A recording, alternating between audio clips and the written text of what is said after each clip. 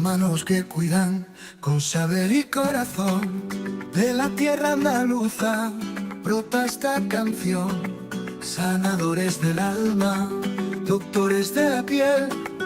En sus manos nos ponemos, en su arte, en su papel. En buenas manos, en manos que dan vida, con palabras de esperanza y mirada que alivia. Aquí está Andalucía y su saber tan humano. Con médicos y sueños estamos en buenas manos. Bienvenidos a un nuevo programa de En Buenas Manos. Cuando nos diagnostican una patología y viene de nombre precedido de la palabra síndrome, ¿qué significa síndrome? Síndrome significa que esa enfermedad va acompañado de una serie de síntomas, aparte de la patología en sí. Por ejemplo, pues podríamos poner síndrome de Sjögren, síndrome de Meniere. En este caso, como veis, vamos a hablar de síndrome metabólico. Bueno, si nos dicen que padecemos un síndrome metabólico, ¿qué es lo que nos están diciendo realmente? Pues realmente nos están diciendo que padecemos de obesidad. Hoy día se le da este nombre, que ya el que lo inventó, digamos, dijo que era un término que nacía muerto, que realmente estábamos hablando de obesidad y que la intentábamos disfrazar con este nombre de síndrome metabólico. ¿Y por qué es un síndrome la obesidad? Bueno, pues la obesidad nos va a provocar más bien pronto que tarde una serie de patologías, de alteraciones que van a ser muy importantes, con lo cual la obesidad no es simplemente obesidad. ¿Y de qué estamos hablando? ¿De qué síntomas? Bueno, pues como vemos en la pantalla, pues la obesidad nos puede producir una alteración de la tensión arterial, nos va a subir la presión arterial. ¿Y por qué nos sube la presión arterial? Pues porque nuestro organismo está rodeado de grasa. Esa grasa va a impedir que los vasos sanguíneos se puedan distender, con lo cual, al estar comprimido, nos va a subir la presión, con las consecuencias que acarrea una elevación de la tensión arterial. También nos puede producir un trastorno en el corazón. ¿Por qué?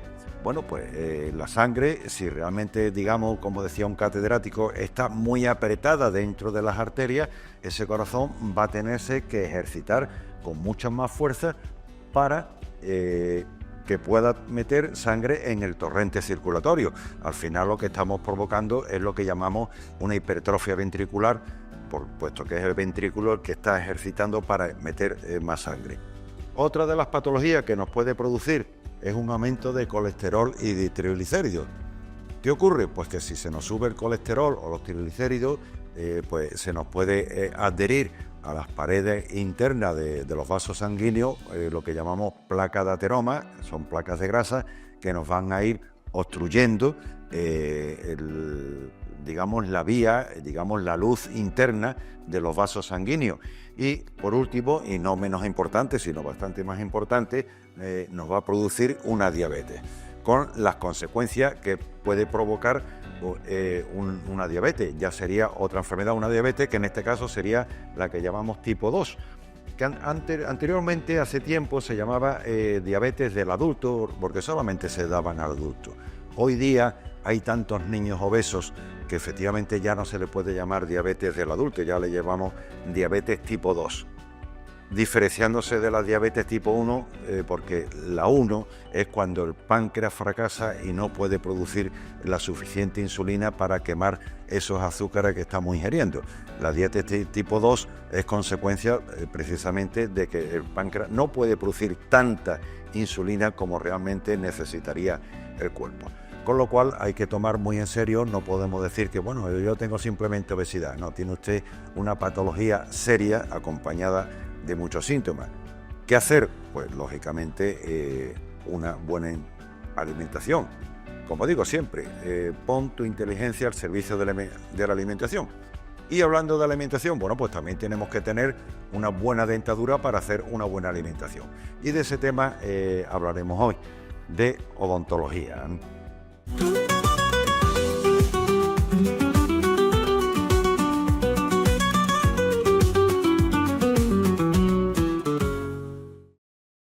Bien, pues como acabo de decir, volvemos a tocar el tema de la odontología.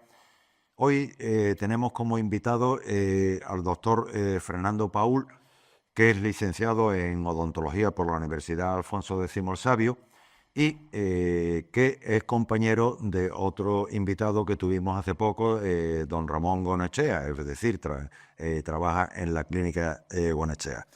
Fernando, bienvenido a nuestro programa. Hola, buenas, José María. Yo, la primera pregunta que me gustaría hacerte es, ¿qué son las patologías periodontales? Vale, bien, pues las patologías periodontales son todas aquellas enfermedades que afectan a los tejidos que se encargan de sujetar el diente en la boca, básicamente. Hay dos principalmente que podemos diferenciar. Una es la gingivitis y la otra es la periodontitis. ¿Qué diferencia hay entre una y otra? Si nos situamos en una escalera, la primer escalón vendría a ser la gingivitis, la cual es una enfermedad reversible, producida esencialmente por el acúmulo de placa, el acúmulo de sarro. ¿Qué ocurre? Se inflama la encía, sangra, pero si realizamos una limpieza, los tejidos vuelven a situarse en su sitio, desde donde empezamos. La periodontitis es una enfermedad la cual es irreversible, es decir, aquí hemos subido de peldaño, de escalón, y lo que ocurre es que el hueso que sujeta el diente, tanto el hueso como la encía, empieza a retroceder, empieza a ceder, porque ya los bichitos, las bacterias, empiezan a hacer de las suyas. ¿Qué ocurre? Que es cuando ya empieza la movilidad, la pérdida de diente. Es una enfermedad crónica. ¿Qué ocurre? ¿Qué quieres que significa? Que siempre está sobrevolando sobre nosotros. Cualquier enfermedad crónica está sobrevolando sobre nosotros. ¿Se puede curar? Sí, pero en el momento que nos descuidamos, vuelve a incidir, porque al final son enfermedades infecciosas producidas por bacterias. Fernando, ¿cuáles son las causas de la periodontitis? ¿Qué consecuencias tiene esta enfermedad y si se puede llegar a perder los dientes? Bien, la etiología es una etiología bacteriana producida por alteración en la flora bacteriana de la boca. No hay que olvidar que la boca pertenece al aparato digestivo.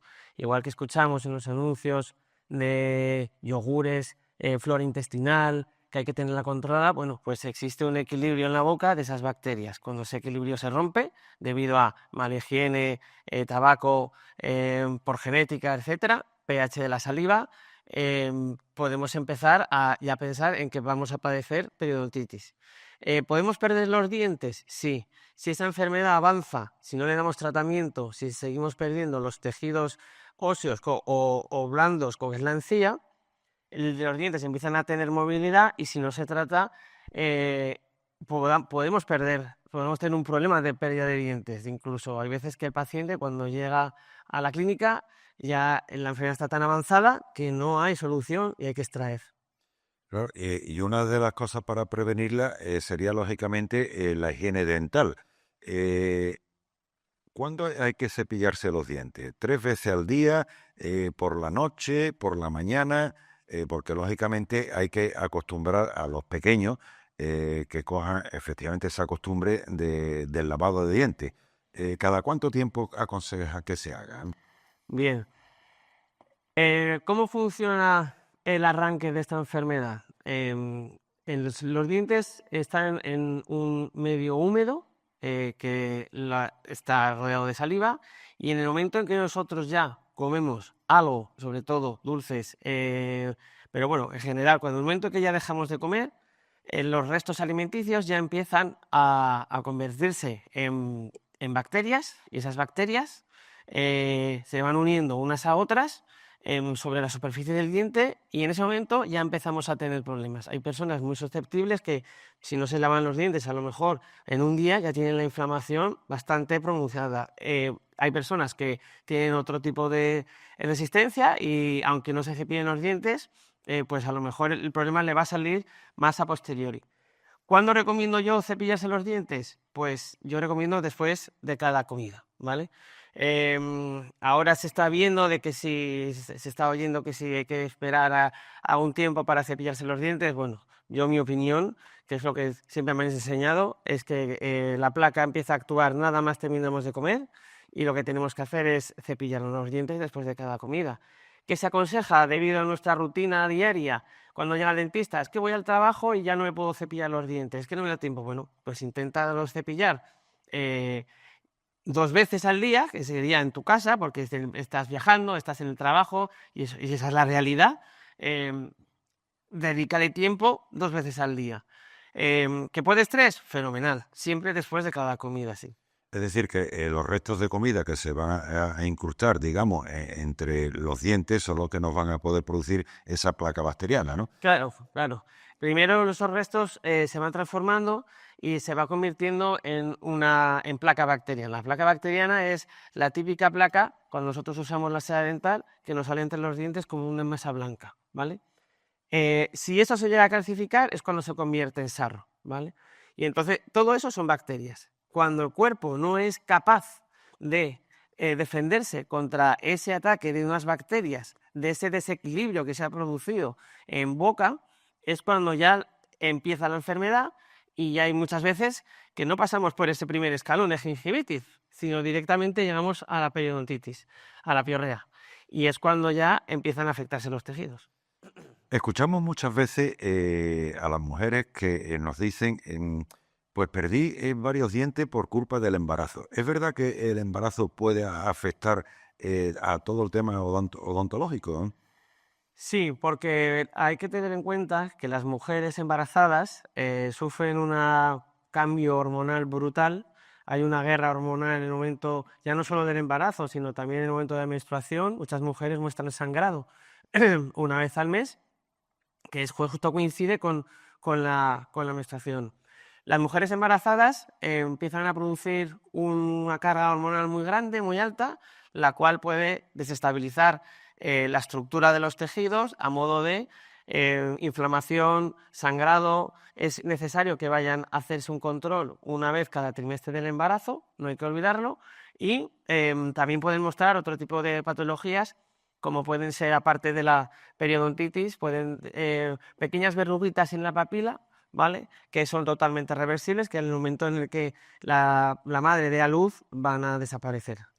Es decir, que la periodontitis está en relación con nuestro propio estado de salud, ¿no? Sí, al final la periodontitis es una enfermedad y el cuerpo se tiene que encargar de defenderse de ella. ¿Qué ocurre? Si nosotros estamos atacados por unas bacterias, por ese desequilibrio, y está destrozando los tejidos periodontales, el cuerpo lo que primero que hace es defenderse y manda defensas a la zona de la encía, ¿vale? Una vez que pierde la guerra, los bichitos buenos contra los bichitos malos, los bichitos malos empiezan a hacer ya de las suyas, empiezan a comer el hueso, y yo lo que explico siempre a los pacientes: la encía es una manta que va apoyada en el hueso. Donde esté el hueso estará la encía. Si se empieza a retraer el hueso, la encía va a ir detrás. De ahí es cuando empezamos a ver inflamación y de repente nos empezamos a ver el diente más largo, porque la encía se está retrayendo. Es decir, la sensibilidad, dolores, etc. Es decir, cuando vamos al odontólogo, al dentista, nos diagnostica que tenemos una periodontitis. ¿Cómo se planifica las visitas de este paciente y qué tratamientos tiene? Lo primero que hacemos cuando el paciente visita la clínica es realizar una buena anamnesis, una buena historia clínica. Yo intento hablar con el paciente, ver en esa entrevista, sacar qué hábitos puede tener a lo largo del día, como puede ser ya no solo fumar como hábito, sino trabajo, estrés, qué día a día tiene, cuántas veces se lava los dientes, para yo hacer una idea de dónde puede venir el problema, porque muchas veces nos dicen: y si yo tengo buena higiene, sí, pero es que hay veces de que la buena higiene, que a veces puede ser innecesaria combinada con una vida muy estresante, de ahí su relación con otra patología que se llama bruxismo, puede causar y desembocar la enfermedad periodontal. Ha hablado de la palabra bruxismo. Bruxismo tengo entendido que es el tener la dentadura Exacto. muy apretada, ¿no? Cuando el bruxismo no es una patología oral, es una patología neuronal, y consiste en que el cuerpo, una vez que se acumula de mucho estrés, lo tiene que sacar por algún lado. Muchas veces hay personas que les duele un codo, que les duele un brazo, pues hay personas que lo echan, que es, yo creo que el 95% de este país, le echan los nervios por la boca, que es apretando. Se dice que solamente es de noche, no. El bruxismo también en momentos en los que puedes ir conduciendo, en los momentos que estás viendo la televisión, no te das cuenta y estás apretando. Eso puede causar una debilidad en los tejidos de sostén, en el hueso y en los tejidos blandos, en la encía, los cuales cuando se sobrecarga hay un momento en el que dicen yo puedo más, yo me retiro y entonces se debilitan y es una causa más de poder empezar a perder tejido óseo.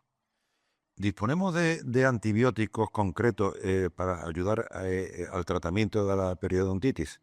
Sí, podemos contar con antibióticos de amplio espectro para patologías muy avanzadas, para patologías que están produciendo una gran destrucción en los tejidos.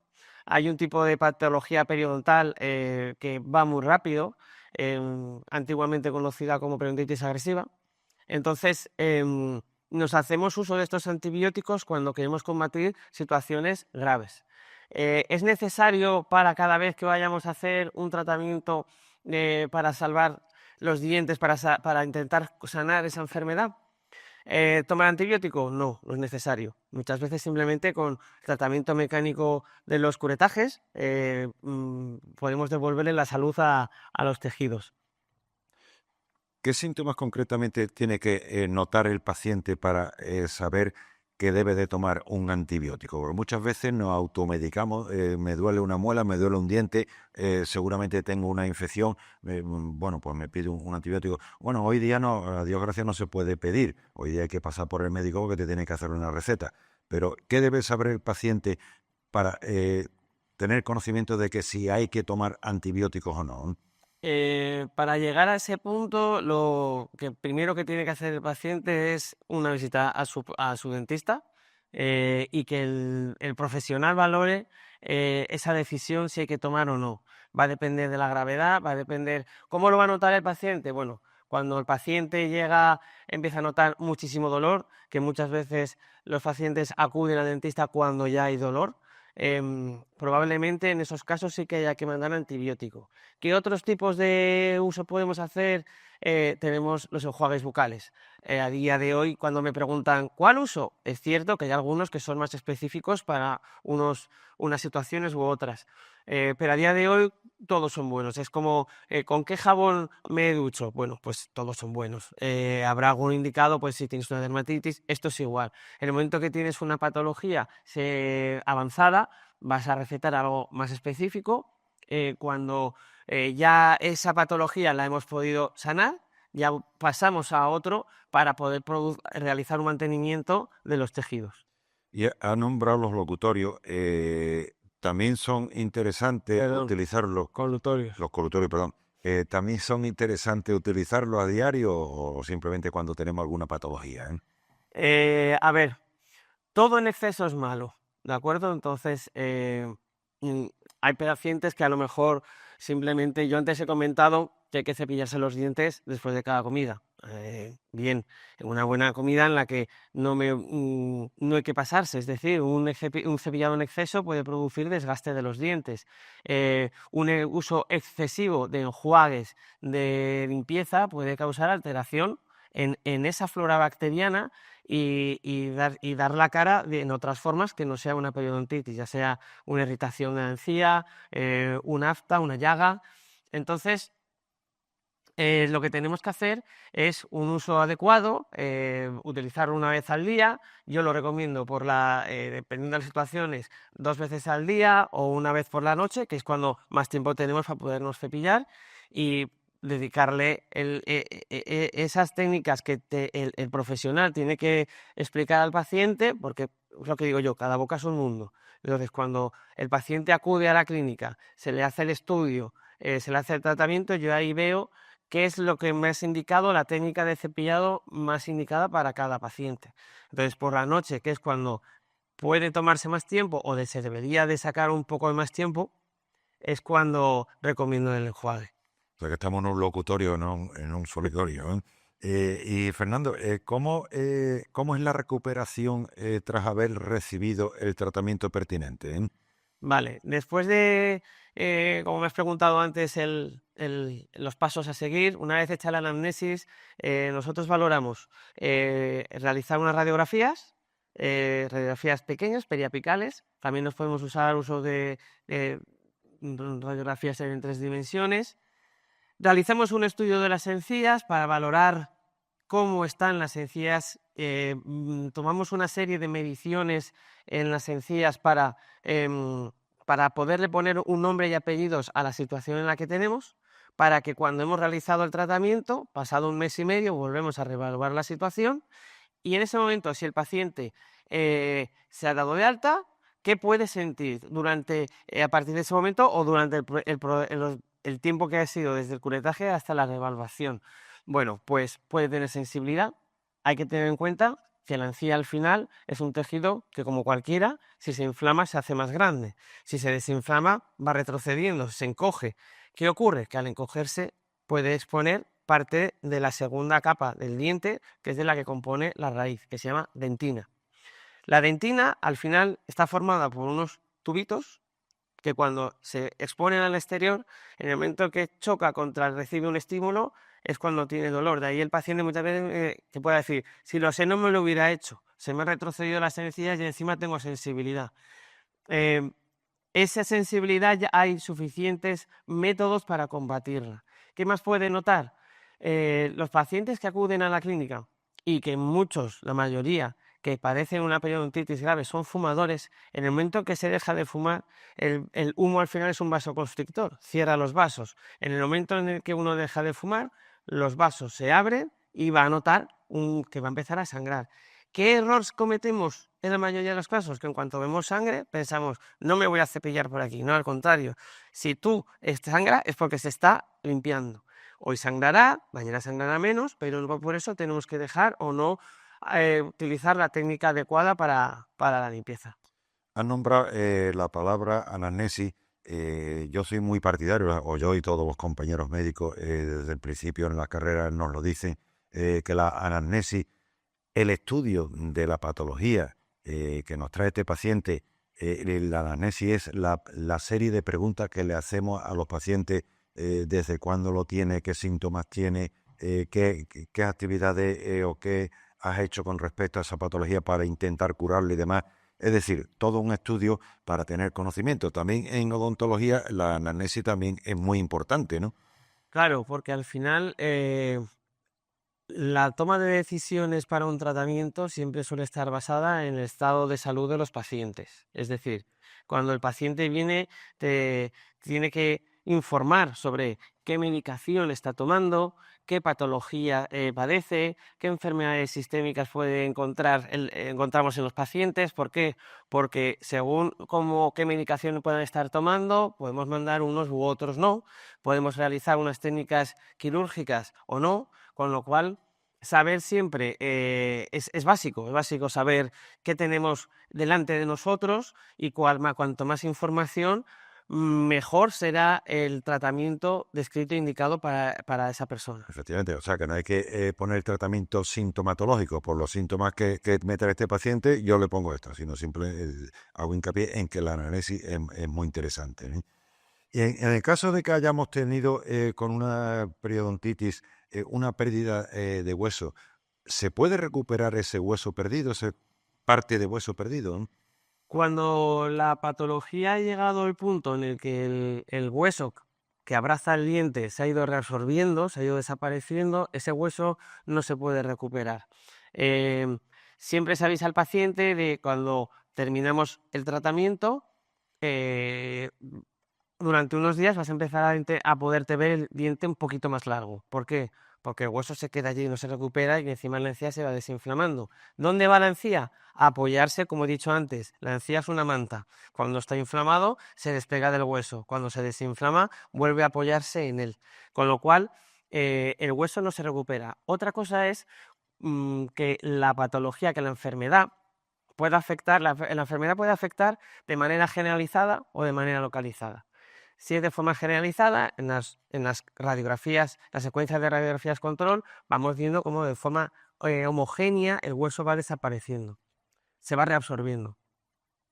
Cuando se dan casos de patologías localizadas, lo que vemos son defectos, pequeños defectos radiográficos en los dientes, en el hueso que rodea el diente, esos, dependiendo de qué características tengan, sí se pueden regenerar. Entonces, claro, hay muchas veces que viene el paciente y dice, no, es que tengo un amigo, tengo un vecino que le han regenerado hueso. Bueno, le han regenerado hueso, hay que ver el caso, hay que especificar cómo ha sido y viene de allí.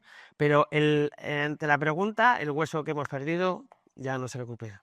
Y una vez que se ha sometido un paciente a su correspondiente tratamiento, ¿puede ocurrir no recuperar la salud de las encías? En principio, yo hasta el día de hoy no me ha ocurrido. Se puede dar el caso, sí, pero se da el caso en aquellos pacientes en los que no han seguido las indicaciones. O sea, hay una patología, hay un tratamiento y hay un resultado. ¿En qué casos puede producirse? En casos en los que haya una enfermedad sistémica que esté afectando en gran medida al sistema inmune. En esos casos,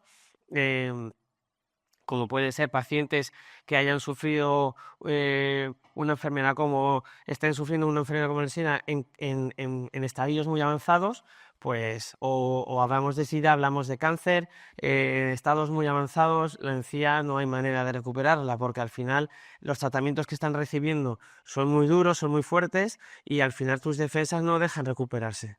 Y en el caso contrario, en el caso que hemos tratado a un paciente, hemos recuperado lo que pretendíamos recuperar en su salud.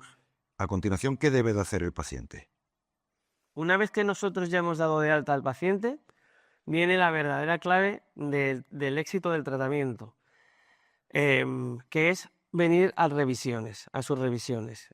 Cada X tiempo después del tratamiento tenemos que hacer un seguimiento para ver que pacientes en los que estén más comprometidos, que estén más influenciados por causas genéticas, por acidez de saliva, por una enfermedad autoinmune, tenemos que tener controlada esa enfermedad. Yo los pacientes los cito al mes y medio, después cada 3 meses y luego ya veo si es cada 6 meses que los tengo que citar. ¿Por qué? Porque después del tratamiento el éxito viene dado por las citas de mantenimiento. Las citas de mantenimiento es la clave. Es decir, yo siempre digo a los pacientes, el éxito de este tratamiento, el 95 es tú en casa y viniendo al dentista a la hora de hacer estas revisiones. En estas revisiones lo que hacemos es volver a medir las encías, tomar esos datos objetivos, numéricos objetivos, con los cuales nos dan en qué estadio de avanzado está la enfermedad. Y esas citas de mantenimiento lo que vamos a hacer es limpiar en los espacios, por ejemplo, dientes que estén mal posicionados, que están generando espacios, que el cepillo o la seda dental es muy complicada de llegar, pues en la clínica hacemos esas limpiezas, metemos la cureta, que es nuestra arma. La cureta es el instrumental con el que limpiamos las raíces, limpiamos la placa, no deja de ser una cucharita, y una vez hemos realizado esos tratamientos, estamos asegurándonos que cada X tiempo el paciente va a estar sano. Es decir, si yo tengo un paciente que cada 3 meses sé que al tercer mes, por diferentes causas, puede empezar ya a activar esa enfermedad, pues describimos un ciclo de 3-4 meses, cada 4 meses, para hacer esas limpiezas. Claro, esa cucharita, como tú has definido, nos va a sacar los depósitos de alimentos que se han quedado entre esos dientes, ¿no? O en el propio hueco del diente. O sea, en este caso habría que poner un empaste, ¿no? Para tapar ese hueco y que no se pueda seguir depositando restos alimenticios, ¿no? Pues en principio, dependiendo de qué caso. Es decir, si son casos estéticos en los que en la zona de delante de la boca hemos producido esa retracción por esa desinflamación y los pacientes estéticamente no se quieren ver así, sí que podemos utilizar diferentes tipos de soluciones, carillas, resinas, composites, para cerrar estéticamente esos espacios, siempre y cuando el paciente pueda tener acceso a esos huecos que van a cerrarse para poderlos tener limpios. Es decir, la finalidad del tratamiento, aunque hay veces que es complicado de entender, que la finalidad del tratamiento es poder ofrecer al paciente la oportunidad de limpiar esos espacios que se quedan huecos, que se quedan vacíos porque la encía se ha retraído, porque es la única manera de que sabemos que el diente va a estar limpio. Que en las zonas anteriores, en las zonas del sector anterior de la boca, obviamente buscamos más estética, hay soluciones, pero siempre y cuando, porque ese es el principio primero del tratamiento, ofrecer al paciente la oportunidad de que ellos puedan tener buenas técnicas de higiene. Bueno, como sabéis, nosotros procuramos en estos programas hablar de temas muy concretos para que vosotros, ustedes, se informen bien, no divagamos mucho. Entonces, yo quiero hacerte hincapié, Fernando, en una pregunta. ¿Cómo puede una persona saber que está padeciendo periodontitis? Concretamente, ¿qué síntomas debe de sentir Bien, o notar? los pacientes tienen que empezar a sospechar que están empezando a padecer una enfermedad, sobre todo cuando empiezan a tener, por ejemplo, sangrado. Me lavo los dientes, me están sangrando mucho las encías, empiezo a notar un mal sabor de boca, empiezo a notar movilidad en los dientes, estoy tomando alguna medicación y las encías se me están inflamando. Es decir, hay una serie de signos que el paciente sí puede tener en cuenta. El problema es que no debemos no debemos esperar a que haya un dolor muy agudo para acudir al dentista. Cuando el momento en que nosotros empezamos a tener sensibilidad, sangrado, no me estoy cepillando bien, pues estamos teniendo todas las papeletas para comenzar con esta patología. Es decir, que como dijo en otra entrevista el doctor Gonechea, cuando tenemos un sangrado de encía, ahí hay permisibilidad cero, como dijo él. En el momento que tengamos un sangrado, que no tenemos por qué tenerlo, debemos acudir al especialista correspondiente, ¿eh? ¿Cómo se puede prevenir? La enfermedad periodontal se puede prevenir, sobre todo, creo que es lo mejor que se puede hacer acudiendo al dentista. Es decir, yendo a tus revisiones, se puede prevenir con información, con la buena preparación y formación de los profesionales. Los profesionales somos los primeros que tenemos que estar bien formados para saber detectar una patología como esta o sospechar que ocurra para poderlo derivar. Y el paciente se tiene que concienciar que hay que venir al dentista. El que no duela no significa que no haya una enfermedad.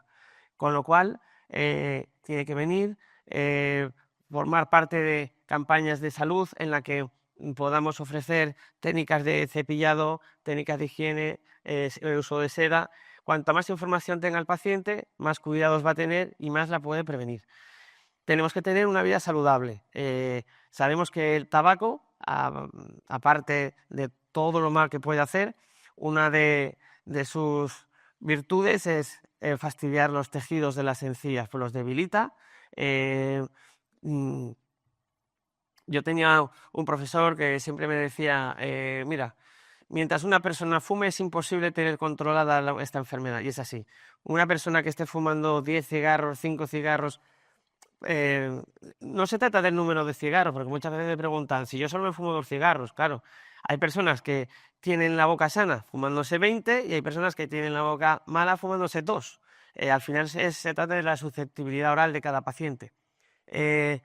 Tenemos que tener una vida sana, el tabaco no ayuda en nada a no controlar la enfermedad, ir a sus revisiones, una vez hemos tenido la patología, venir a las revisiones, a estas citas de mantenimiento y cepillarnos todo lo que podamos 3 veces al día, si puede ser, los dientes y venir a las citas de control. Es decir, hacemos hincapié en lo que son lo que llamamos visitas de mantenimiento. No porque ya nos hayan tratado la periodontitis, ya podemos decir ya estamos curados y yo me olvido, ya no voy más hasta que me duela. No, es muy importante, como tú bien estás diciendo, las citas de mantenimiento, ¿no? Exacto. El tratamiento, el éxito del tratamiento es el paciente en casa. Obviamente una buena técnica con las curetas para poder limpiar bien los dientes, para dejarlos sanos, para dejarlos sin placa. Pero el protagonista del tratamiento es el paciente. El paciente tiene que saberse cambiar hábitos, saber qué es lo que le viene bien a su boca, es decir, yo le voy a decir al paciente tienes que usar la seda de esta manera y aplicarlo.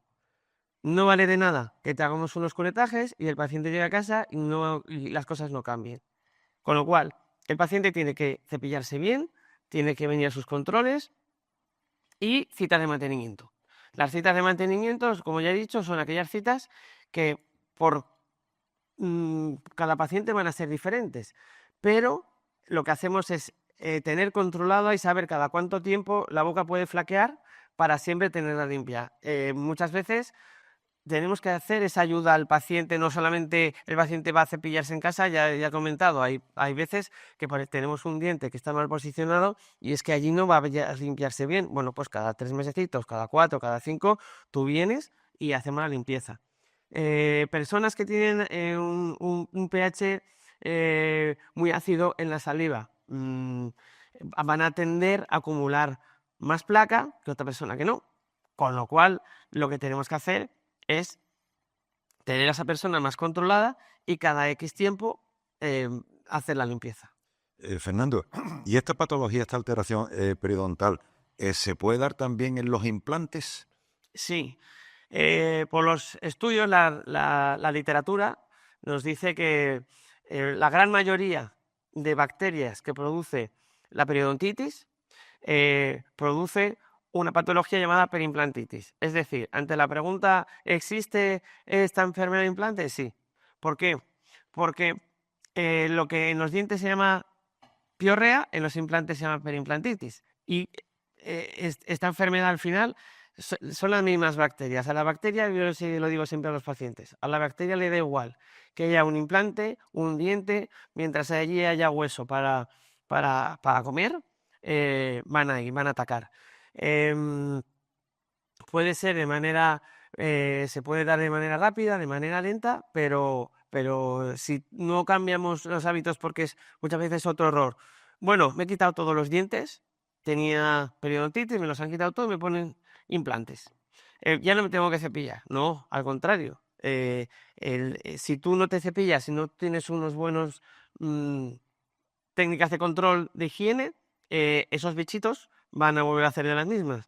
Si tú no te quitas el restos de comida, si tú no tienes controlada la prótesis, si tú no vas cada X tiempo a revisarte esos implantes, pues es el mismo caso que si sometemos a tratamiento a un paciente a un tratamiento periodontal y no viene a la clínica. Claro, porque realmente estas bacterias no van a atacar, digamos, directamente al diente en sí, sino a la encía. Si tenemos implantes, seguimos teniendo, aunque sea toda la boca, como tú has dicho, podemos seguir teniendo inflamación de las encías, no de los dientes en sí, ¿no? Claro, al final lo único que cambia en la película es que en una hay un diente y en otra hay un implante. Pero ambos están rodeados por lo mismo, que es donde habitan las bacterias que producen la periodontitis. Al final, los signos son básicamente los mismos: inflamación, sangrado, retracción de las encías, dolor. En una periimplantitis tendremos dolor, con el diente tendremos mucha sensibilidad. Y podemos llegar a perder el implante si no se trata esa patología, porque las bacterias al final se van comiendo el hueso y el implante, si no hay hueso, no hay implante. Claro. Bueno, ¿y qué relación existe entre la periodontitis y otras especialidades médicas? Pues mucha, porque los diferentes estudios ya señalan que patologías cardíacas, patologías pulmonares pueden estar relacionados directamente con la boca. ¿Por qué? Porque en el momento de que una persona, repito, bajan las defensas, no están trabajando como deberían, esta enfermedad se puede activar. Dentro de la propia odontología, la periodoncia está directamente relacionada con las diferentes ramas. Hablando de ortodoncia, por ejemplo, al final la ortodoncia, como dice el doctor Bonechea, no solamente mueve el diente, sino que también mueve la encía. Entonces, si una encía no está sana y queremos llevar un diente del punto A al punto B y el camino está enfermo, ese diente lo vamos a perder. Si no tenemos una boca sana, no se puede realizar un tratamiento ortodóntico, por ejemplo. Con las endodoncias, que consiste en un tratamiento de quitar el nervio que lleva el diente. Si muchas veces se producen abscesos, colecciones de pus, que pueden afectar al nervio del diente y tener que hacer una endodoncia y combinar ambos tratamientos. Para otras especialidades estética, no podemos hacer unas carillas si unas encías no están sanas, porque lo primero, si aplicamos una carilla, que al final el tratamiento es como una uña postiza sobre el diente, y con una encía inflamada, en el momento que se retire la encía, se desinflame, eso, tanto la carilla como el tejido blando, la encía, van a estar bien adaptados.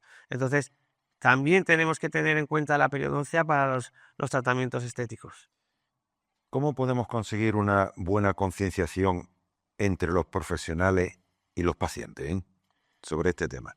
Yo creo que los profesionales tenemos que ser responsables de nuestra formación. Yo creo que a día de hoy en este país podemos presumir de tener muy buenos profesionales y en la rama de la periodoncia a nivel mundial hay profesionales muy buenos.